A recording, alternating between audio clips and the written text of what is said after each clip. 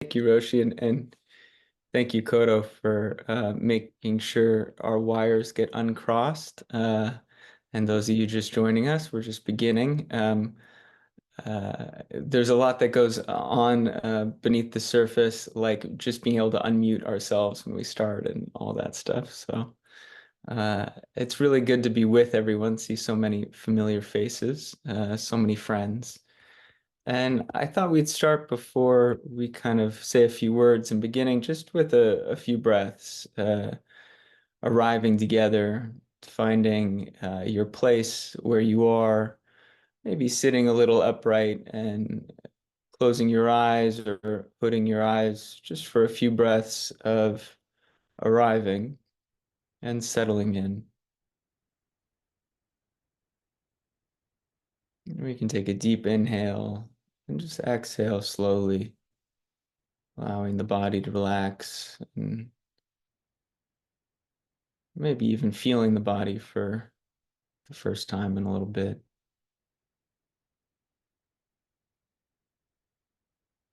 And another deep inhale, bringing our awareness into this space together.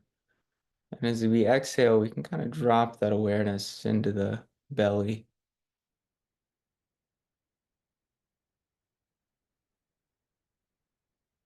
And with our last breath, just setting an intention for our time together. Maybe it's just showing up to practice with friends and community, and also bringing to mind our bodhisattva vow to relieve the suffering of the world.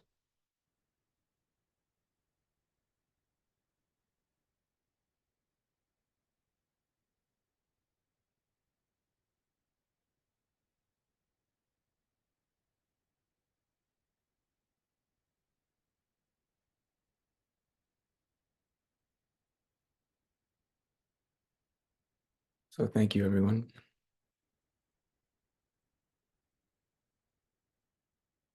Um, it's been an eventful couple or few weeks since we last met in the world, and maybe in your life. Uh, I'm on the road right now and forgot my Samui, so I apologize. Showing up in pedestrian clothes, I feel slightly odd, but it's nice once in a while. And and there's a kind of deep returning that I feel we get to do together.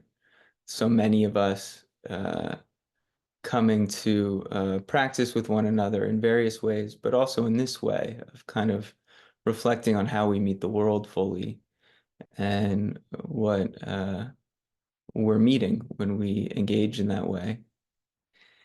And I was thinking, because we are so lucky to have Kathie with us today, one of our great teachers, of something, Kathie, you said to me very early after we maybe first met. And maybe it was in a talk you gave, but we talked about it afterwards, which really changed my view of what maybe activism means or what it means to meet the world, which was Kathie quoted the Jata Sutta, which begins with someone asking the Buddha a question. And his question goes something like, there's an inner tangle and this outer tangle. The whole world's tangled in a tangle. How do we untangle this tangle? I think that was, Kathie, your translation. There's many different translations. And it opened up in me this sense of, oh yeah, they're not separate. This is a spiritual question. This is a question of how we meet our whole life. This inner tangle of anger and fear and greed and desire, and this outer tangle of violence and division and intolerance and war, and then the kind of qualities of harmony, compassion, wisdom that untangle that, and that we have to not just attend to the outer world and not just attend to the inner world. We see them as non-separate, but it's a much bigger question than maybe I was sitting with. before I heard Kathie talk about it. And I think that's part of why we come together, to remember kind of how big our lives are and our vows are, and to really show up to them fully. So I'm very appreciative of that teaching you gave me, Kathie, many years ago now. And just your loving and constant and sincere presence in our community over the years. And Kathie will be with us in person at Upaya, co-leading our practice period in October. So I hope you'll consider joining us online or even in person for that. But at this point, I really just want to hand this gathering over to you, Kathie, to lead us in practice and in discussion. Really appreciate you being here. Kathie, you're muted. And I couldn't unmute myself, but let me see if I can. There you go. You're unmuted. I'm unmuted. Okay.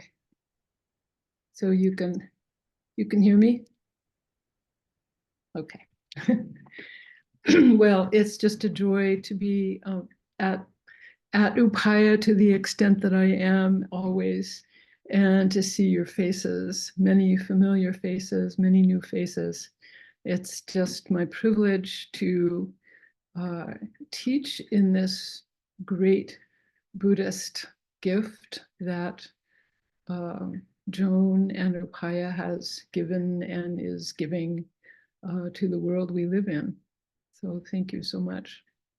And the line that Kozan remembers is it's from the Visuddhimagga. It's the opening verse of the Visuddhimagga, and it's I believe it's like a god flies in and says, the inner tangle, the outer tangle. This whole generation is entangled in a tangle. So I ask Gautama the Buddha, who is it who can untangle this tangle? That's it's it is just it's such an anthem for us, that phrase. It ought to be a Grateful Dead song. It's an anthem for our time. So I would like to start with a little meditation the way I always start. We breathe in the Earth's atmosphere, and by it are refreshed and enlivened.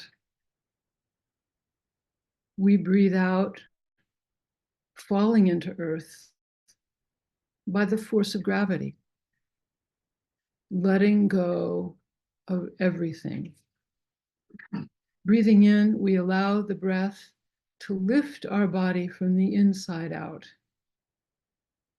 Breathing out, we let go of tension in our neck, shoulders, back, allowing it to fall away like falling rain, falling petals, falling leaves, falling into earth.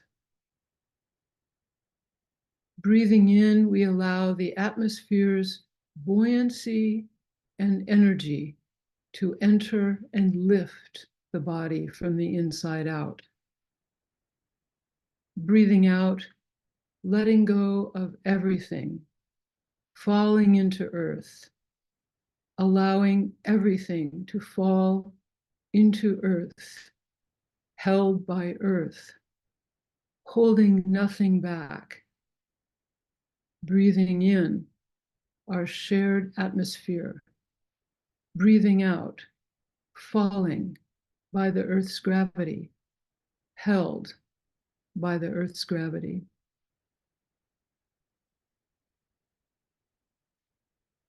You know, gravity is an organizing principle for life on earth. And gravity, most of us think of as a science class in middle school or high school. But really, gravity is personal. There is nothing more personal than gravity. Our size, our muscles, and bones evolved in this size and shape because of the Earth's gravity. The largest land animal on Earth today is the African elephant.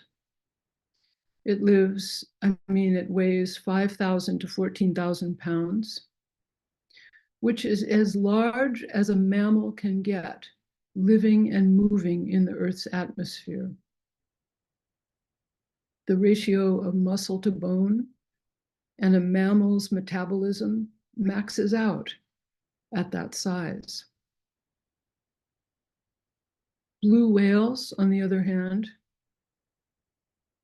the biggest animal ever to live on Earth, that lives today on Earth in the ocean, weighs 200,000 to 300,000 pounds. That's 20 plus elephants.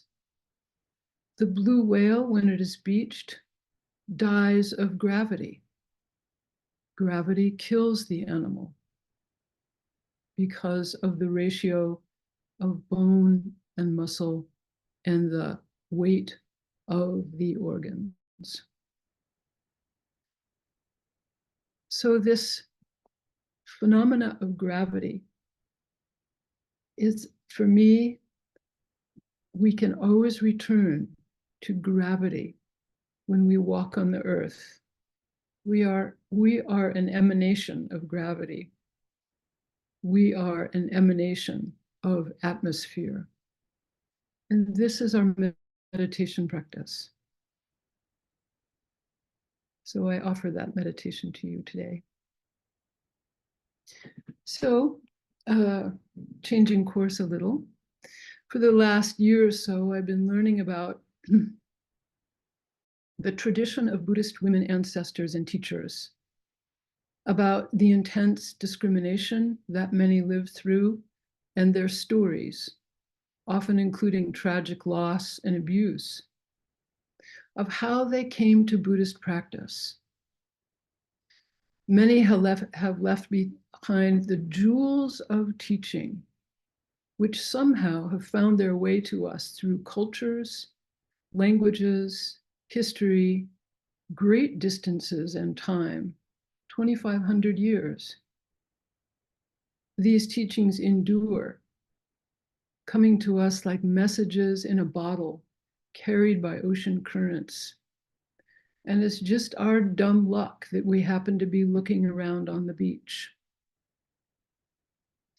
Today, I would like to tell you about two such women ancestors, both wives of men with whom they shared their aspiration for the way. And neither of these stories feature tragedy or abuse. The first is Bada Kapilani. The legend goes that Bada Kapilani had many lives and knew all of them. And many of those lives were intertwined with a certain man. His name was Kashyapa. And he was famous as one of the greatest disciples of the Buddha.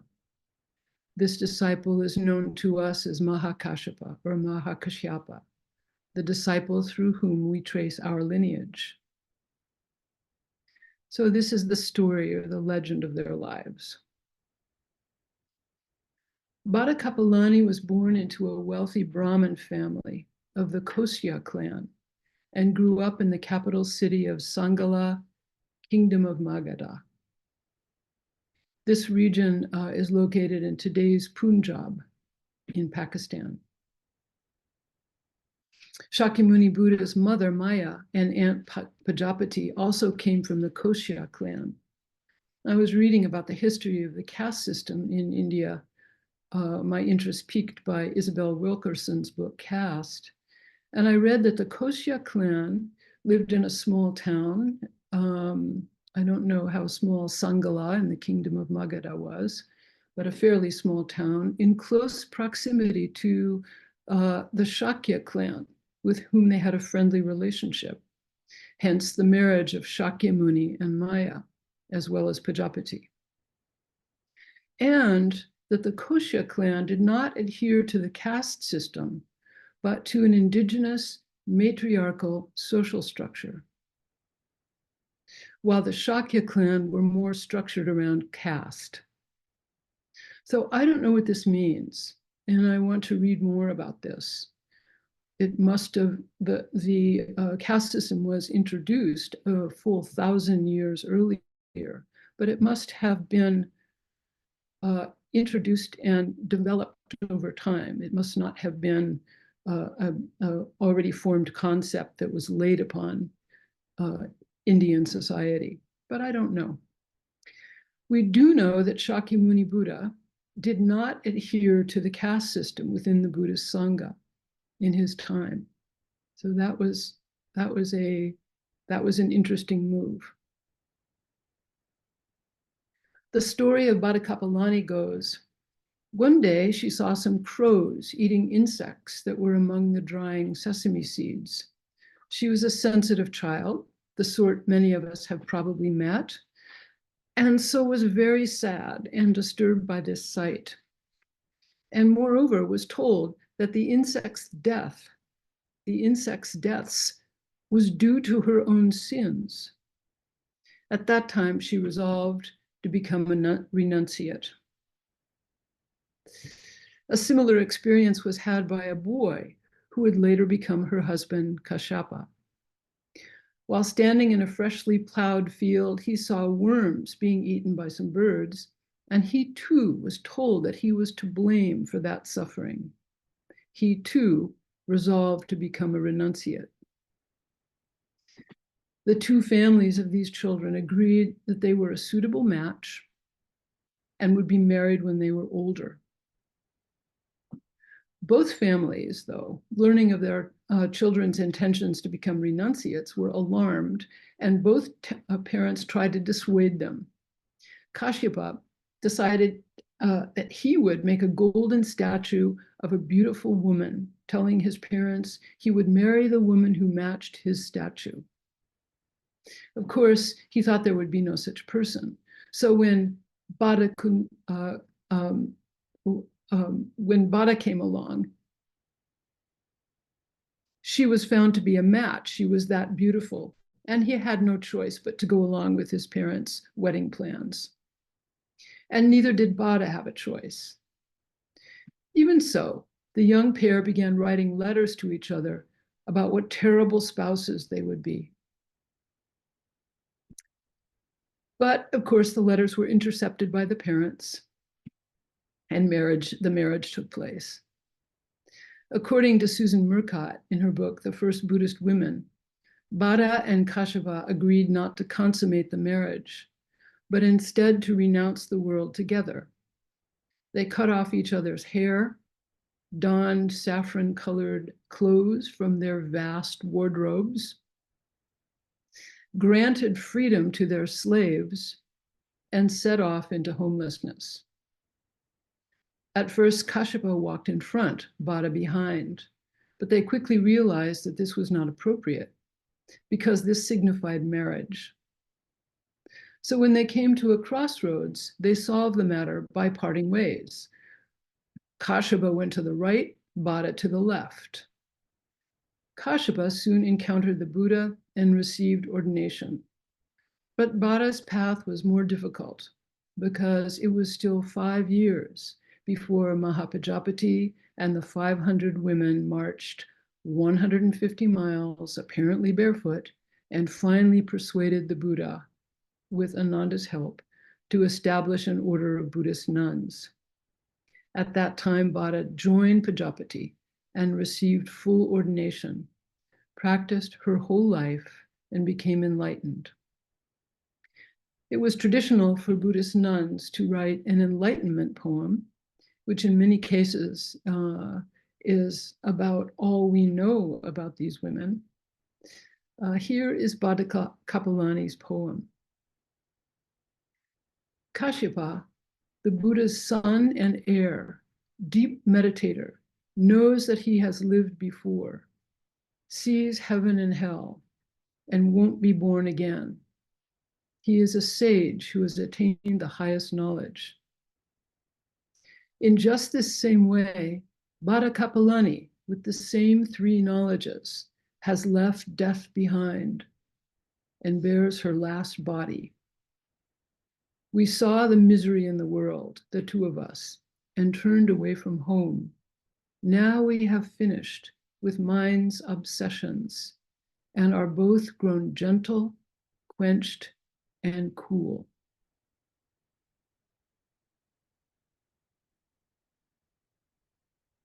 So just a note, the three knowledges that she refers to are, first of all, the recollection of past lives. Number two is the rising and falling of beings and the working of karma. So I think she says sees heaven and hell. That's what that means. And won't be born again. In other words, to eradicate all defilements. So many of these old stories are presented with language and assumptions that are not our own. For me, I welcome the opportunity to tease out exactly or approximately what these assumptions are, both my own and those embedded in the stories. So I thought I might bring forward one of these for a bit of examination, and that is the notion of karma, the resolution of past lives. In our time, we do have a deepening sense of our interconnectedness with all being, interbeing in Thich Nhat Hanh's words. Living with global climate change, for example, is living with interconnectedness, living with the workings of karma. And I wanted to share with you a passage from the Diamond Sutra, an interesting passage. So the Diamond Sutra is possibly the earliest of the Mahayana sutras, and there's kind of a hint in the Diamond Sutra that it's very old because of the repetitive language. You know, the early Buddhist teachings were not recorded for some number of 100 years until after the Buddha's death. They were passed on orally. So that meant they were memorized by each generation and then passed on. And so the style of language that is easy to memorize is like song, you know, verses with a chorus. We all know those songs. Those songs will be with us forever. The ones that we learn, the verses and the choruses. But certain passages of our favorite novel that we read when we were 15, not so much, right? So the same thing goes for these early Buddhist teachings and for the Diamond Sutra. So it's a characteristic of the Diamond Sutra that there's a lot of repetition. So, for example, there's the teaching about karma. The Buddha asks Subhuti, are there a lot of grains of sand in the river Ganges? And Subhuti says, oh, yes, there's a lot of grains of sand in the river Ganges. And the Buddha says, if each one of those grains were a whole world system, each with its own river Ganges, would all those river Ganges with all those grains of sand be a lot of grains of sand in those river Ganges? Oh, yes. And so then Buddha says, and if someone were to gather all the jewels of the 5 kinds of jewels or the 7 kinds of jewels, I can't remember, and give them, numbering that number of grains of sand in the river Ganges, and gave them to the Tathagata, would that person get a lot of merit? And Subhuti said, oh, yes, a lot of merit. So that gets repeated about a lot. And then the Buddha says, but if a son or daughter of good family memorized but 4 lines of the Diamond Sutra, and here I'll read it. Nevertheless, Subhuti, the noble son or daughter who grasps, memorizes, recites, and masters such a sutra as this, and contemplates it thoroughly and explains it in detail to others, will suffer their contempt, their utter contempt. So here we have this odd passage in which the son or daughter is memorizing these 4 lines, and for that, they will get so much more merit. But in this case, they memorize it and they suffer contempt from those who they are preaching, those who they are teaching. And how could this be? Subhuti, the bad karma created by these beings in their past lives should result in an unfortunate birth. But now, by suffering such contempt, they put an end to bad karma of their past lives and attain the enlightenment of Buddhas. So that sounds pretty dire until we remember that that's what our meditation practice is. I mean, we sit down every day with the full intention of having, feeling the connection and the liveliness of this body and the extraordinariness of life on earth. But the next thing we know, we're wrapped up in all these, memories and dreads and regrets, and we're just plagued by all this stuff. That is our meditation practice. And then our effort is, oh, right. Okay, I accept this. I accept this. I accept this. This is what's here. I breathe this in, I breathe this out. That's our practice. And so that is what this stanza is about. This is the practice of radical, energetic equanimity. That is, allowing everything that arises to arise without judgment, without separating ourselves, taking it all in, taking it all on. This is our practice. There's lots of language in Zen about this. Turning away and touching are both wrong, for it is like a mass of fire. So there's this sense that we sit with whatever arises just as it is. Sometimes what arises is sublime. Sometimes what arises is a burning ball of pain. We sit with open hearts and open hands to whatever arises. So this is a message from the Diamond Sutra and reflected in Bhattacapalani's poem.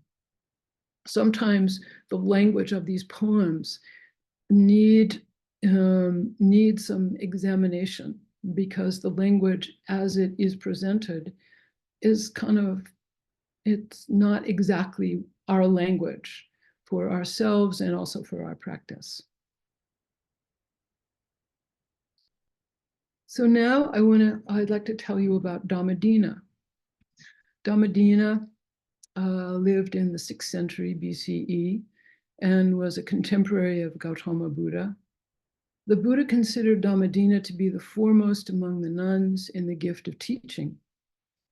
Since the Buddha chose to teach others rather than to remain aloof, enjoying his own enlightenment, the skill of teaching was held in very high esteem in the community of monks and nuns. Dhammadina was married to Vishaka, a person of high rank and means, in the city of Rajagaha, the capital of the kingdom of Magadha. So it must have been in the same region as Bhattacapalani. Rajagaha was said to have 36,000 merchant houses, half belonging to Buddhists, half to Jains, and was at the height of its prosperity during Buddha's life. Well, that's a random fact. One day, Dhammadina's husband, Vishaka, returned home after hearing a sermon of the new religious leader, Gautama. But this time, he did not smile as he usually did. He did not invite his wife to join him for dinner, as was customary. And after dinner, he announced that upon hearing Buddha's teaching, he was considering becoming a monk.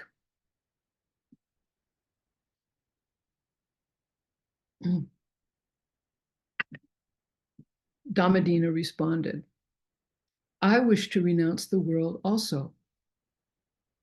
So Vishaka sent her off in a golden palanquin to join the community of nuns. She retreated to the country, practicing intensively until she awakened. Soon after, she returned to visit her former husband, discovering that he had changed his mind and didn't go off to be a monk at all. Still, he was interested in what she had learned, so he questioned her. He said, "What is meditation?" To which she answered, "Meditation is the focusing of the heart." Vishaka asked her many more questions, all of which Dhammadina answered, until the question about nirvana.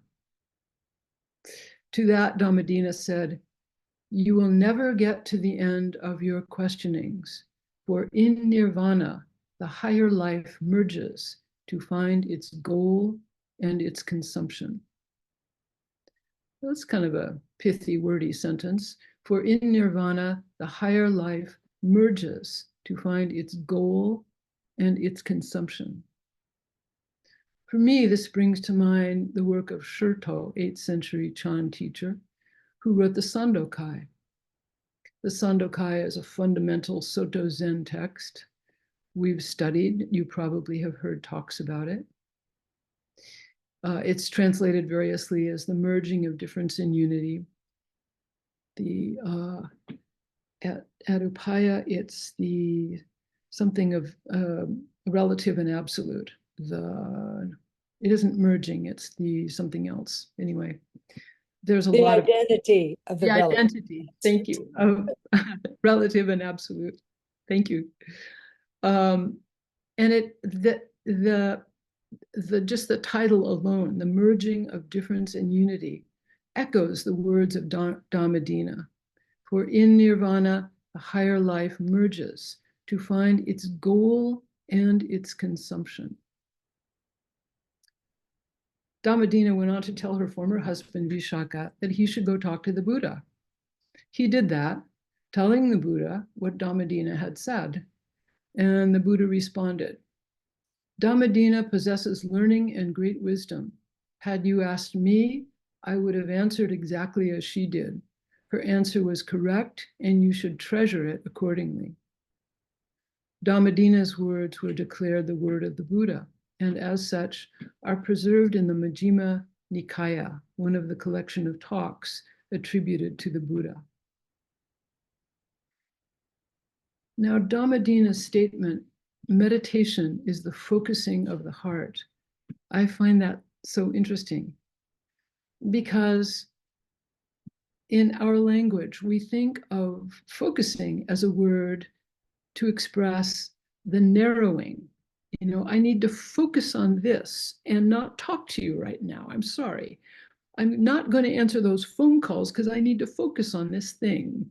I'm going to narrow my view. That's focusing.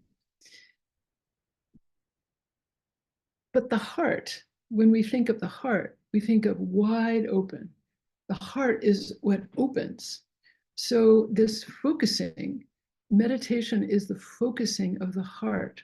I think that is a beautiful, energetic and wide open instruction for meditation. Meditation is the focusing of the heart.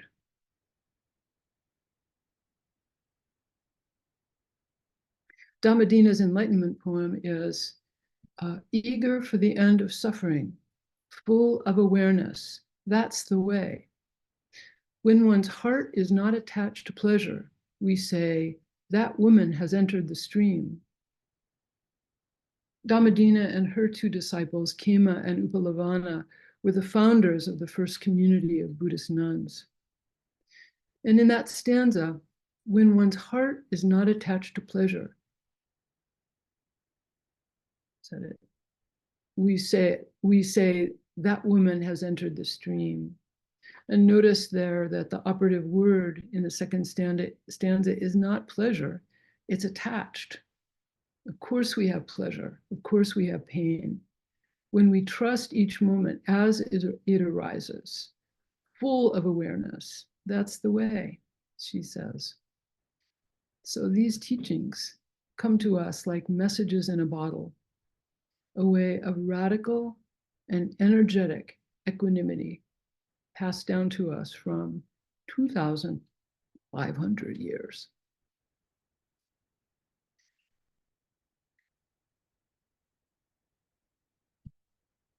I would like to change tact and not only century, but millennium, and talk from a different angle. So here it is. You think you just fell out of a coconut tree? You exist in the context of all in which you live and what came before you. These are the words of Kamala Harris, May 10th, 2023, on the occasion of a swearing-in ceremony for members of a commission focused on expanding educational opportunities for Hispanic and Latino Americans. And I've been thinking about this in reference to Buddhist practice and our responsibility to take care of our practice and pass it on, as has been done for over 2,500 years, and to realize our context in the present and what we have received from the past. As I read these old stories about women finding their way in their lives to embrace and care for Buddhism and pass it on, I'm impressed by the obstructions and challenges to do so in their lives, some similar to ours, and many unfathomably different. So here's one difference.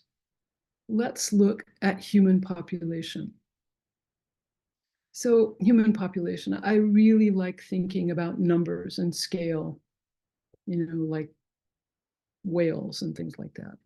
So I'm going to talk about number and scale for a minute. The human population during Shakyamuni's life compared to the present.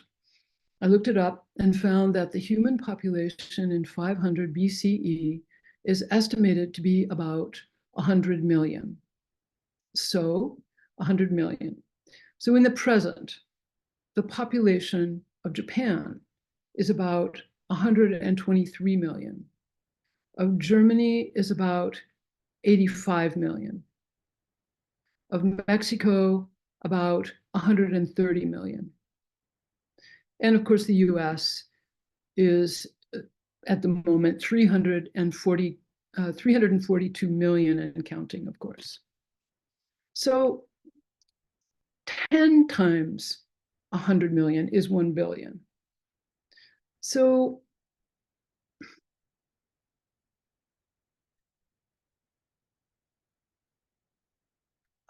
I was curious about when the human population reached 1 billion, so I looked that up.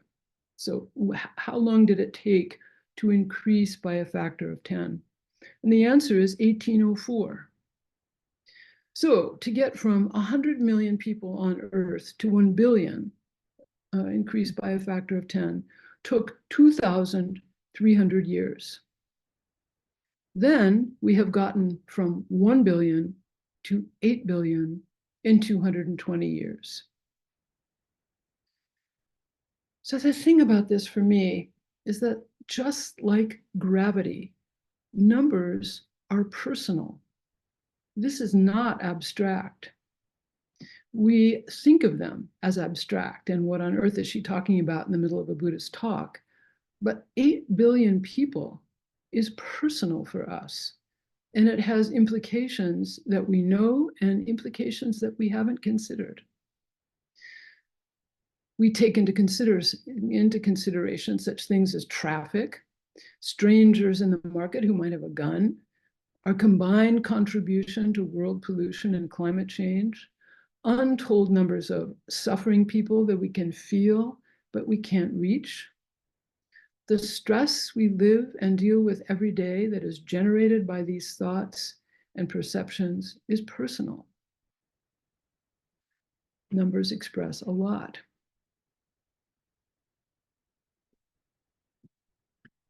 When we take a deep dive into history, how people lived, what they thought, how they related to each other, what they took for granted, what they believed, what they knew or thought they knew, how they organized their communities, their motivation was presumably to give themselves the best chance of survival. That's the code for all living beings. Each one of those considerations were so different for those people so long ago than they are for us. And so much of the underlying difference has to do with number. For example, in our time, it is difficult to defend a sexist point of view because we don't need to protect or restrict the activities of females to ensure we'll have a growing population.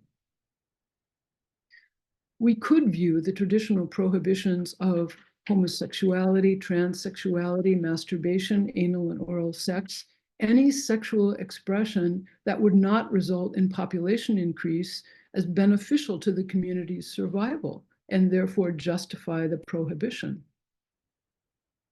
And think about encounters with strangers. In the course of our day,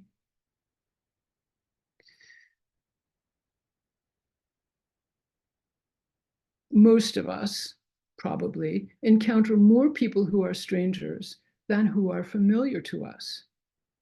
Throughout most of the long history of humans on Earth, maybe it would have been rare for most people to encounter a stranger, especially a stranger with different physical characteristics, such as skin color.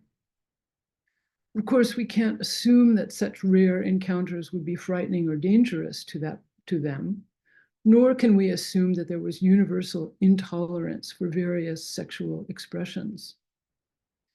And I'm not suggesting this point as a justification for human history. It's just that for me, I appreciate a few different lenses through which to look and think about these things. The reality for most people in human history and into the present is that survival is difficult, and that protecting one's family, community, clan, and ensuring that they are strong and numerous is more likely to lead to survival. So those strong impulses to fight foes and control the community perhaps have been a matter of survival. Yet, how many stories throughout human history do we know in which the foes turn out to be friends and the community does not want to be controlled? We've inherited those hard lessons as well as those dangerous impulses. The hard-learned lesson to trust rather than not trust. So we practice a trusting mind. The hard-learned lesson to open rather than close. So we practice with an open heart and open hands. That doesn't mean we're stupid. We have a human mind, complicated and very busy. And we practice with respect for our minds, our Buddha minds. We set our minds to perceive the beauty that is already given, to trust and to discern and to trust again. And that is what I have to share with you today.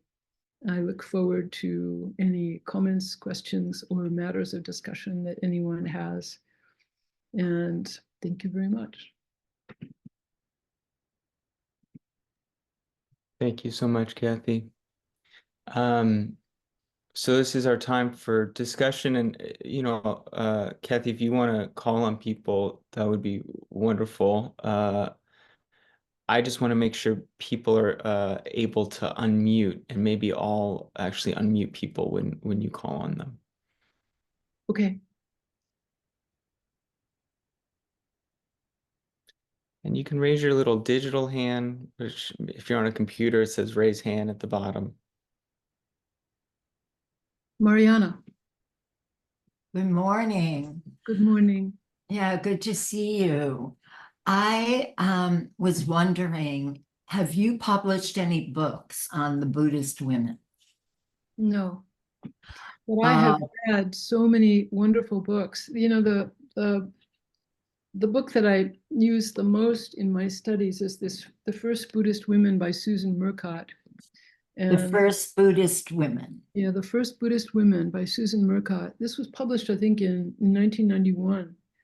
And what I discovered, I met her at Green Gulch, I think in the early 1980s, when she was just starting to work on this book. And she came to Green Gulch. I was the guest manager, and she was, talking about, she was from the Hawaii Zen Center with Aiken Roshi. She was talking about her newsletter that she'd started called Kahawai. And then I was, I had baby twins at the time. Norman and I had our hands full, so I lost track of her. And then I looked her up when I started to do my exploration of women's of this matter of women ancestors, and discovered that she had published a book in 91 and then gone to MIT and earned a PhD in water management, and is now a world expert on bringing clean water to rural communities around the world. So I love that. I hope you do write a book one day, Kathie. You have such a wonderful way of speaking and talking with us. So level. Thank you.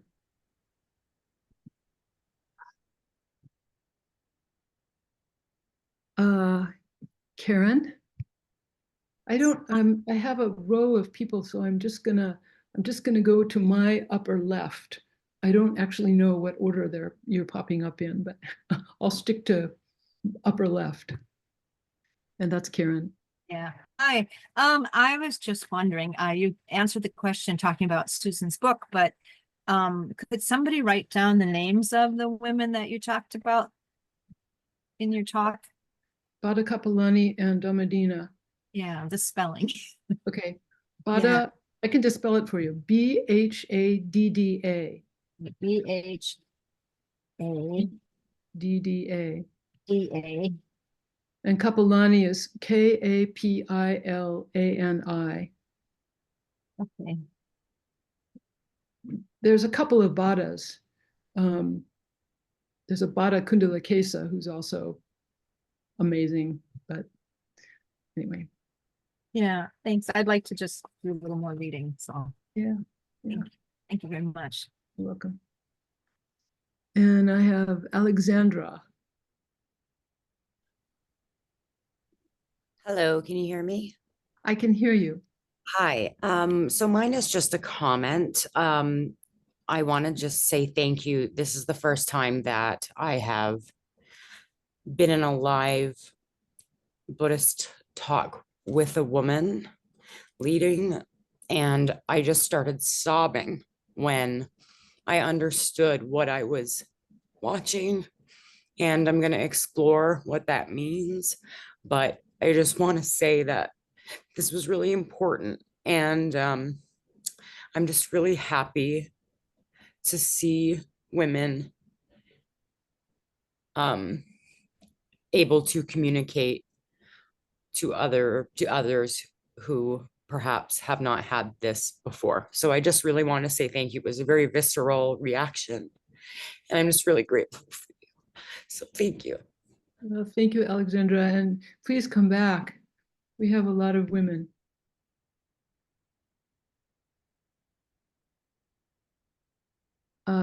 Christine. Hello, how are you? Can you hear me? Well, thank you. Yes, I can hear you. I'm in a process of writing a book about education, and part of my research has led me to look at the story of education throughout the US and throughout Europe. And I am reading right now the book that's called The Dawn of Everything, A New History of Humanity. And I think it's a great book because it reminds us how much of our history has been whitewashed, taking up from the point of view of Western Europe and not giving actually any point of view from other cultures and indigenous people in particular. So I think it's really important to talk about, other cultures and how feminism and history and even, I mean, the way China was and Japan were compared, in times were more educated than Europe was compared to, to the Dark Ages and the Middle Ages, and how this has been totally rewritten to give us the feeling that actually the Western world was the leader in terms of knowledge and science, but it was really not the case. So I really appreciate you dwelling and going into these stories that are 2,500 years ago, because I think that's really important to break down this concept that we always see in history, the story of women, the story of education, as part as a Western world point of view. And that's all I wanted to say, which thank you so much for bringing that up. Yeah, thank you. There is something both sad and wonderful about studying the lives of these nuns, because, something about this just implies all the lives that are not mentioned and are not documented and are not recorded. Yeah. And that's true in India, it's very true in China. It's true even to today. And so it's a big responsibility that we have to, make these people's lives be known, even though through their work and through their life's work, we already know them. We don't know their names.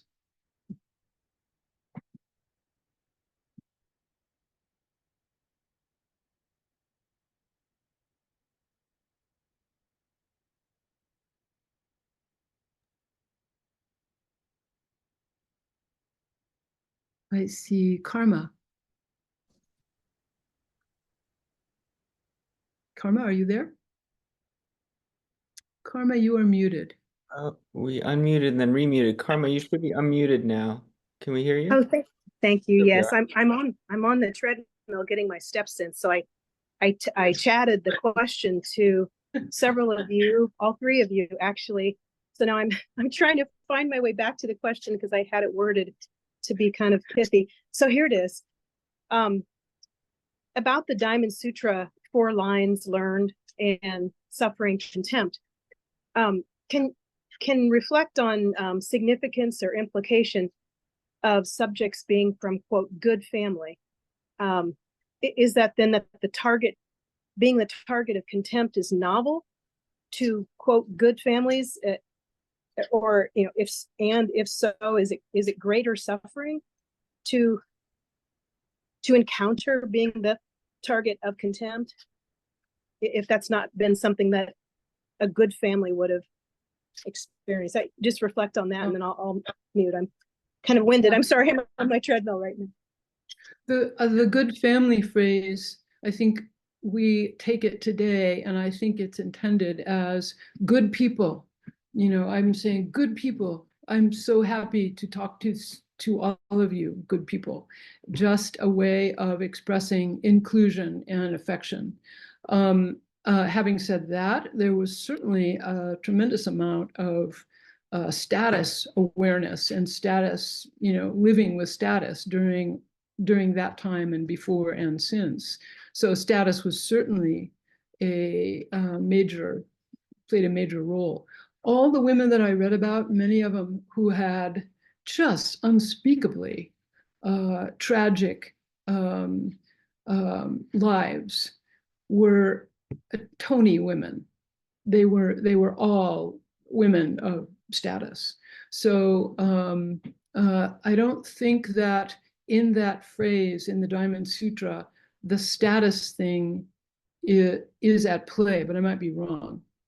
But there isn't a sense that a higher status person has less suffering. Definitely not, if that's what you were asking. The son or daughter of good family, at least our understanding of it is you know, it's like what Kamala Harris says, we live in the context of everything that has come before.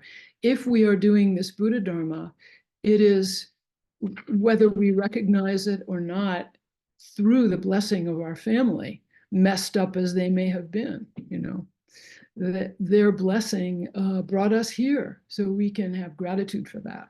So there's that kind of sense. Does that answer your question? Do you want more? Karma, are you still there?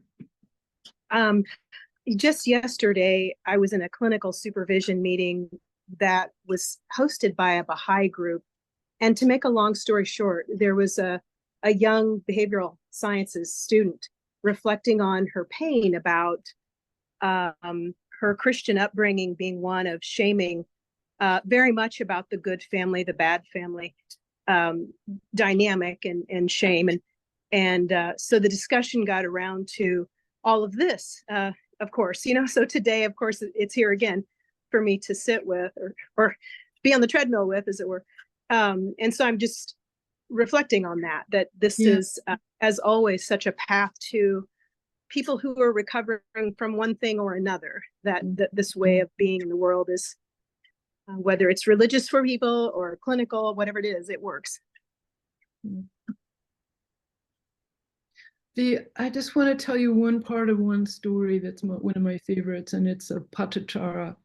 Patachara was a woman who, without telling you the whole story, she, first of all, her husband died of a snake bite, and then she was carrying her children across a river after a rainstorm. She carried the baby across, and when she came on her way back, a hawk picked up the baby and flew away.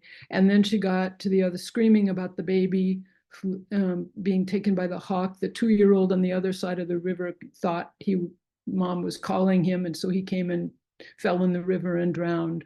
And then she's, you know, by that time she's a wreck, and she then walks to her home village to find her mother and father and brother, only to discover that in the storm the night before, their house had fallen on them and they were all killed.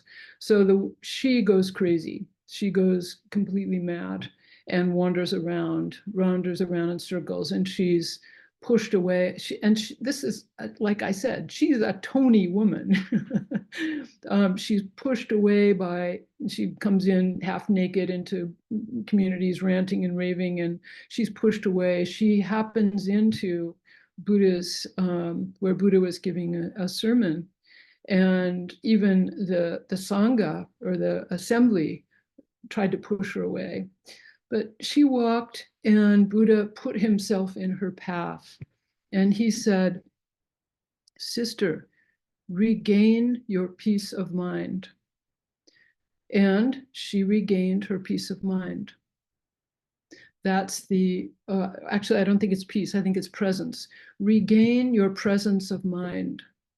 And she regained her presence of mind.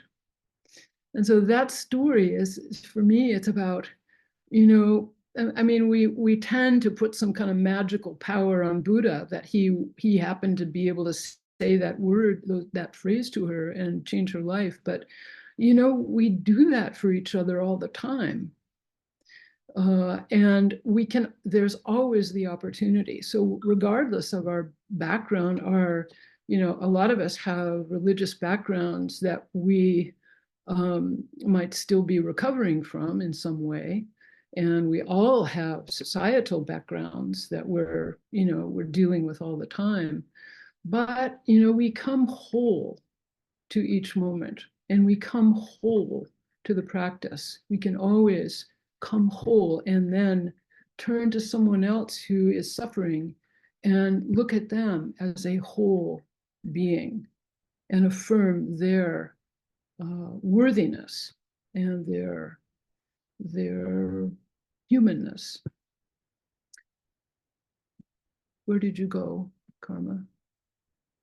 Are you still there? Well, I'll take the next person. Vicky. I'm not quite sure how to say what I'm trying to say. This is more a reflection than maybe a question. As I listen to your historical stories and see the beauty and the courage and the wisdom that they gained and bringing that forward through my personal lineage, our ancestors in the US, and our current culture, it really struck me that it feels as though we're returning to some of those restrictive norms that we've spent a long time moving away from.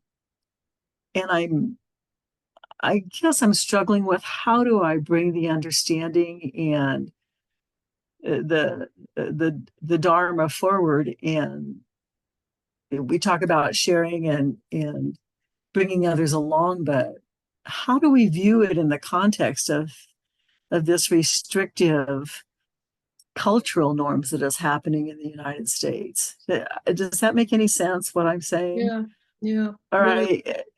yeah. Yeah, I don't have an answer to that, but I mean,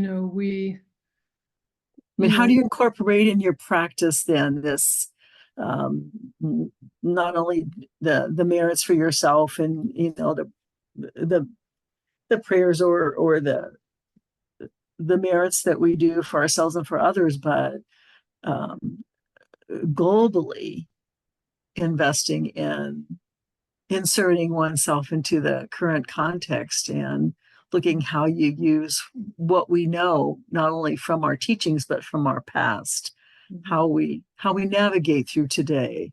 Yeah. Well, that's not a question. That's a beautiful question that I cannot answer, but I can tell you my own experience. And Upaya is a center of acting on those kinds of questions. So, turning to Upaya is a good thing. This is my first time I've been to one of your talks, so. I had the experience. Yeah, this is just a little something. I have a cousin who is the daughter of a nuclear physicist who was an Oppenheimer student and worked on the Manhattan Project in Los Alamos. And so she's my cousin. And she, at present, is a lesbian MAGA who lives in an ashram in Iowa. What? Okay. My mind I can't grasp. I'm going to have to let that sink at a deeper level. My mind can't grasp it. Okay, that's one thing. Another thing is I was in Chicago recently with my granddaughter, and we got in a cab to go to the airport, and the cab driver was an Ethiopian immigrant. He was probably not as old as me. He was probably in his 60s, and he just wanted to chat. And he was really friendly. And he said, "Who are you going to vote for?" And, I said what I said. And he said, "Oh, I'm for Trump." And I said, "Wow, you're for Trump. Tell me about that." I mean, he's this immigrant from Ethiopia. And he started to talk about, I couldn't understand everything he said. And also I had my granddaughter. But basically what he was saying to me was, from his perspective, is international. He grew up in Ethiopia, and he knows what the U.S. looks like as one of the bullies on the block, and he knows how that works. From Ethiopia is subject to a lot of bullies on the block, right? So he had that perspective, like, I want Trump because he's a stronger bully. It was something like that. And I listened to him and I thought, wow, okay. And anyway, when we got to the airport, I just said, you didn't change my mind, but I really want to thank you for having this conversation with me, because this is like, I've never had a conversation like this, and I just want to express my gratitude to you. And we practically hugged and said goodbye. But I tell you both of those things because, I think that it is, especially as Buddhists, our prerogative to reach out and I'm not an online kind of person. So reaching out online seems like a, whatever it is, but reaching out to a person, there's a lot of people out there to reach out to be sure, but really talking to people and finding those opportunities. I don't have very many opportunities in my life. I live in blue land, um, but there are opportunities. And so I don't know, I've really learned a lot that, it's not that it's not that I have, changed my mind about ideologies, but just to find out who's out there who came to these thoughts and feelings through their own life, their own story, their own experience, and the conversations that they have in their community. It just kind of broadened my world to talk to that man. Kathie, I just to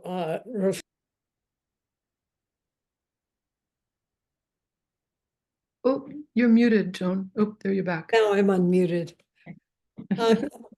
Thank you so much, Kathie. I really appreciate you bringing these points forward, because so much of our work at this time has to do with this experience of rehumanization, not objectifying people who see things differently than us. And at the same time, standing within the values and principles that are related to non-harming, that are very much born from our experience in practice in the study of Buddhism. And I think that, for example, when Bernie gave me Inca, some 25 years ago, I myself was like, I am not a rank kind of person, so to speak. Getting another medal is nothing I'm interested in. And then, so I was pushing back on the whole notion, which is, you can't really do exactly. But it was very interesting. 24 hours later, after looking at it, I realized, this is actually not about me, it's about women. And how to actualize not only gender parity between males and females, but also parity in terms of non-binary, the whole continuum, et cetera, of how we express our gender and sexuality. But we have to begin in a place that in a way is a reflection of the early text, and that is the Buddha resisted ordaining women. And his good-looking cousin intervened and said, hey, cuz, you're off. And, in a way, that story is, the Buddha is supposed to be, at the legendary level, completely enlightened, but his cousin had more insight about equality, inclusion, and so forth. And I think we're here at a time, and this is why Gathering Dharma has been a really important forum. And I love that you brought this messages in a bottle. I love it, because actually landing on our shore are these extraordinary teachings, not just about women who had grave difficulties in their lives, which became the impetus for them to turn toward the Dharma and break through the barriers that were typical of that era. But also it's a message for all of us, male, female, non-binary, whatever our orientation and lives reflect, is that we actually have to swim against the stream in order to heal the wounds of our grave misunderstanding and the grave misunderstandings in our society. So I just, I want to express appreciation for, you bringing this into focus. At this point, it's been an extraordinary couple of weeks watching this astonishing woman of color step into high focus and take the reins in the way that she has done, powerfully and gracefully. And it's a model for really all of us. And, 25 years ago, going back when Bernie gave me Inca, and I realized this is not about me. This is about inclusion. And, I kind of said to my students, I'm going to ask you to call me Roshi Joan. And you know why? Because it's about a glass ceiling that has to be broken now. Women's voices and non-binary voices and trans voices in the Dharma are essential to be heard. And in part, this will come from taking on the empowerments that have been offered to us, just as Bernie offered it to me, and also in a way, Biden offered it to Kamala. And I just want to express my deep appreciation around your recognition that Upaya does not stand apart from the social and political processes that affect the lives of all sentient beings, not just the two-leggeds or people in our country. That we have a responsibility, I feel, to actually send our voice, no matter how much we are disparaged, but to send our voice in a way that rehumanizes even those who disparage us. Thank you. I wanted to add one thing, that part of the story that is not usually featured about Mahapajapati asking for ordination from Buddha is that there was a faction among the monks that objected to women being ordained. So Buddha was dealing with division within the Sangha. And it was really, in the end, very courageous for him to say yes, and incredibly kind and courageous for Ananda to, to step forward. So, it was politics, but there was, thank goodness, a good outcome. And of course, it came at a high price. The 8 conditions of nuns is a very high price, and some nuns still live by those conditions today. So, and by the way, in almost every woman, whether in the business world, political world, religious world, who is, quotes, empowered to take responsibility and has the authority to do so, there are higher expectations of us. Yes, as you well know. Yes. Yeah.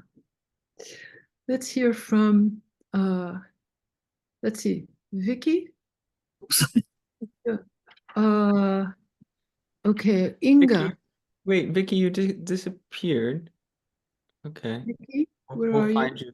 But let's go with Inga first. I'm sorry, I forgot to lower my hand. But Okay. thank you. Thank you for the reflection and the discussion.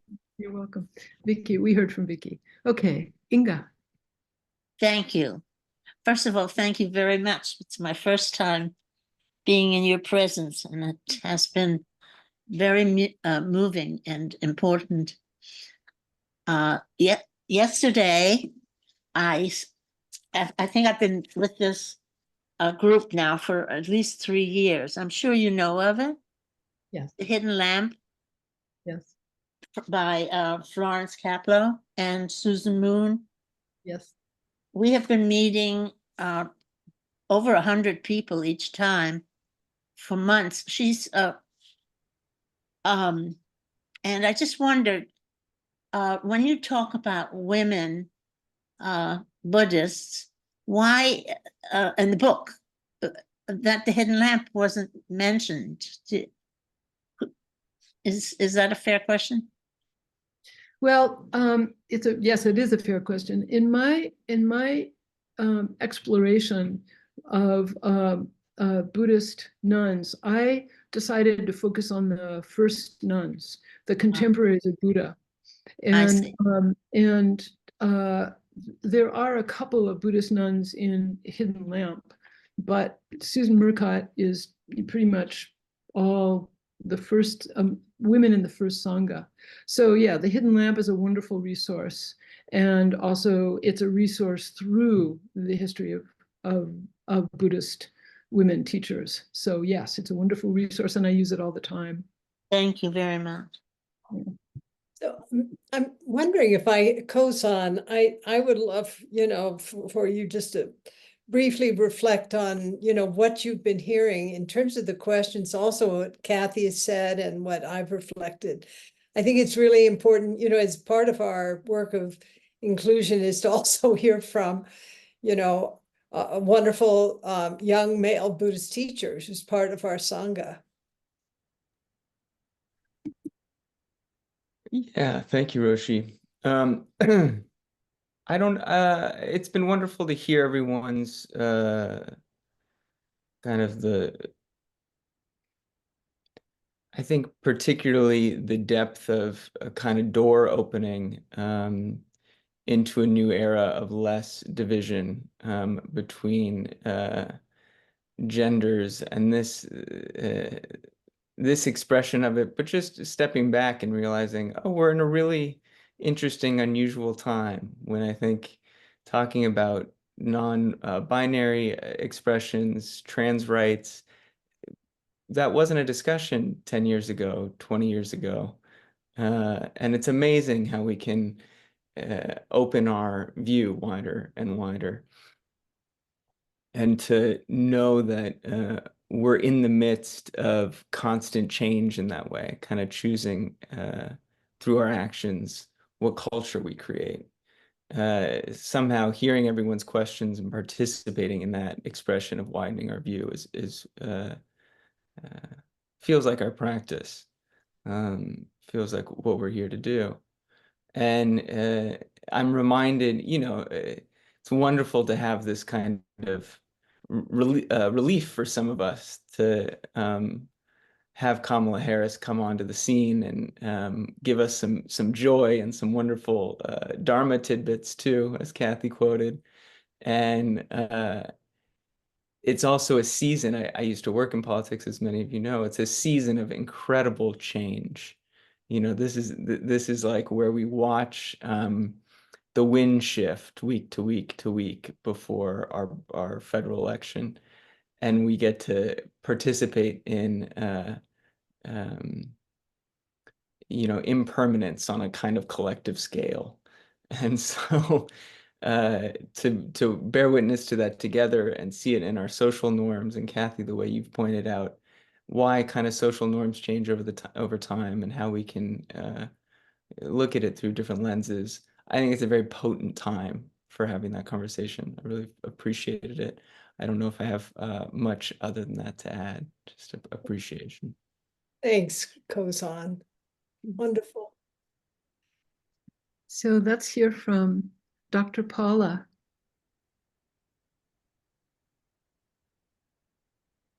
Ivia, thank you deeply for this. What I want to bring, am I muted or you can hear me? We can hear You're you. fine. Yes. It's, so I'm of the Jewish tradition, and I love to stay with the tradition and represent women. And we've done that. Zalman Schachter Shalomi ordained a lot of women. I studied to be a rabbi, but the history we remember. I was talking to Natalie the other day.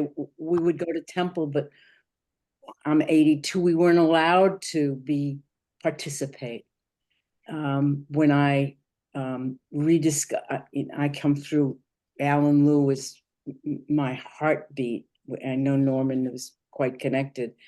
To find a woman's voice, that I think Robin Morgan said, the personal is the political, and that's what we women bring. Our life as the political. The political is a human life. And I love the story in the taxi. I meet people often in the ocean, and they'll say, they say, tell me about your husband. And I'll say, I have a wife of 52 years. And that absolutely stops them. They don't know to ask, what is that like? Or how is that? And I think and I know as women, we do ask that. We can ask that. We're not afraid to step into that river. And so I love Upaya. I love that a woman Roshi Joan has stepped forward and is visible as a woman. I love the other day that Natalie took off the garb and sat as Natalie. We're who we are, and we're with what is. And so that's all I could say. I thank you deeply for this, and Kathie for what you've brought today, and thank you always, Roshi Joan. That's it. Thank you. So we have Mariana. You're muted. I know. Okay, can you hear me now? Yes. Thank you. I just wanted to make sure that we included any people on this amazing experience who were not voting for Kamala Harris. I certainly am, and I'm joyful as can be. And I just wanted to make sure, there might be some people here who are not. And I just want to acknowledge them and send them my love and compassion and know that we're interbeings and we're one. I just wanted to say that. Thank you.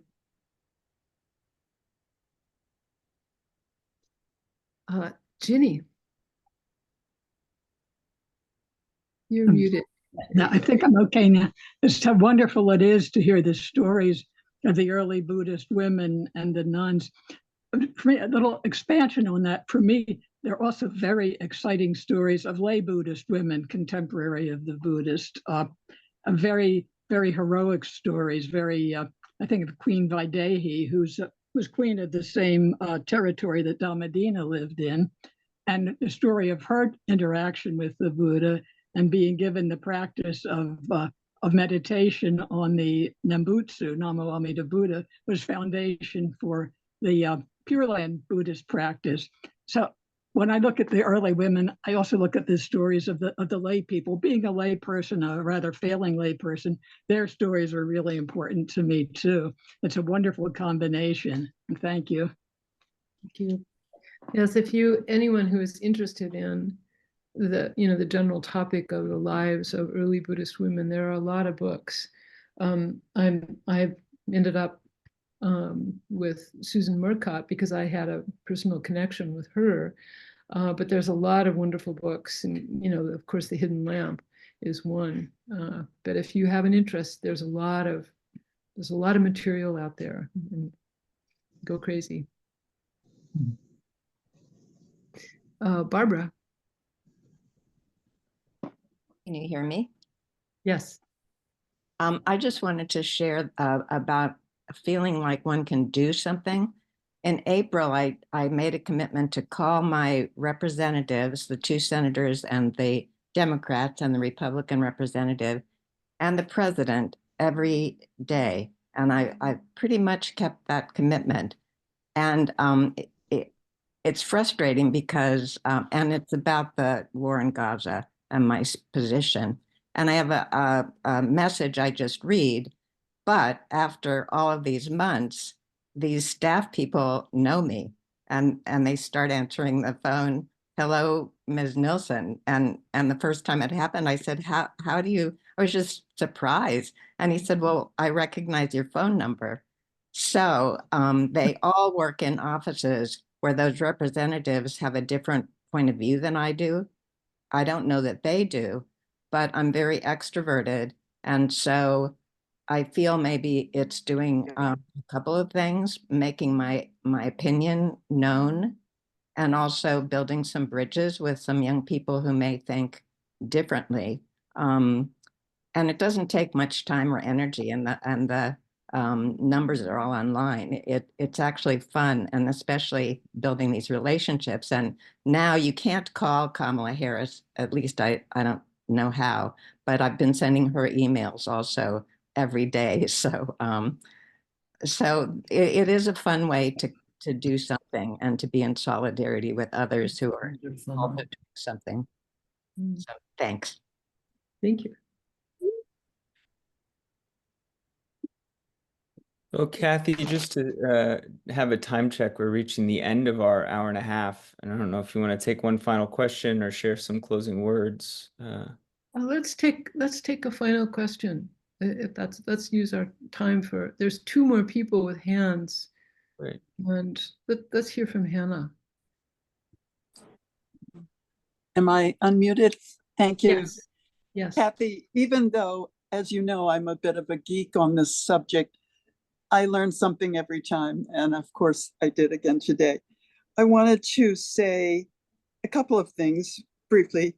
One is what's really inspiring about this particular woman, whom Joan described beautifully, is she has her messaging down. My background is political communication. So she has it down so well. She's even better than the other side at memes and attracting crowds and so forth. So it's not only we won't go back, but it's also I'm not holding back. Mm-hmm. So she's a great role model for that. I wanted also to mention that what a lot of us know, but some don't, is that Upaya had a whole program on women in Buddhism in April of 2020, I believe, one of the first programs. And so if you go to the Upaya website, I don't remember the exact name, but I was there. You can enroll in the program, listen to all the tape recordings, of course, donate because it's so valuable. And there's a somewhat of a bibliography, a good bibliography, among which is a book that I found very useful in starting a little group. Wendy Garland's Stars at Dawn. The introduction is 19 pages with a very good condensed summary of a lot of the history of Buddhist women. So those are really good resources. And I'm continuing to make a bibliography because that's one of the things I do in life.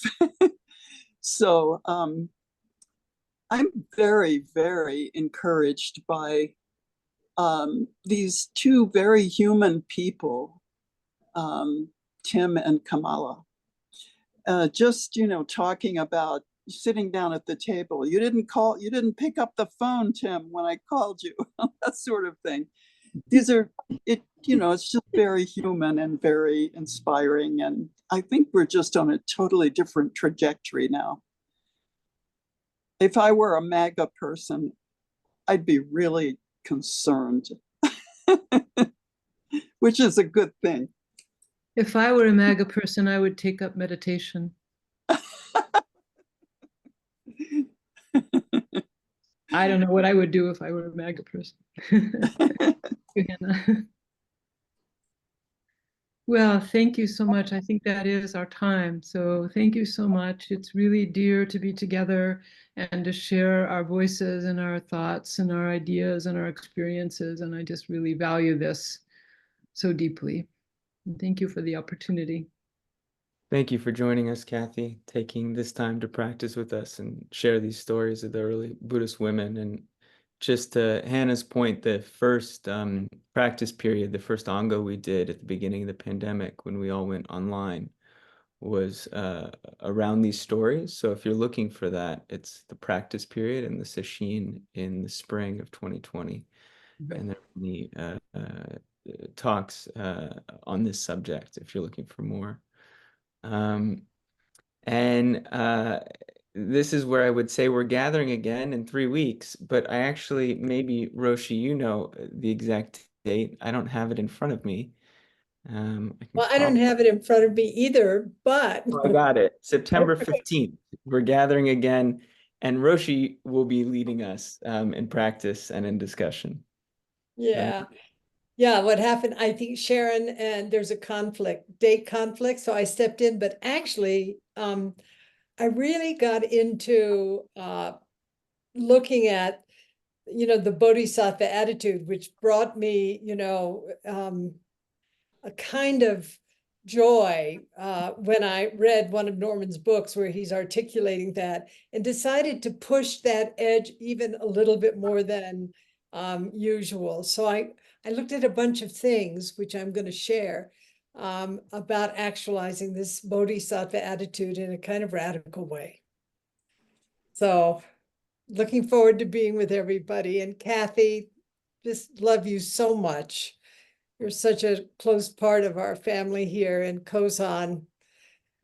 I'm happy I get to see you soon. As you know, I'm in the wilds right now, but coming down this weekend to be with Frank and the community, and just so grateful for your words, Hannah, brave, sending your voice. And Kathie, just again, deep gratitude. Thank you all so much. Thank you, everyone. See you soon. See you soon. Bye, dears.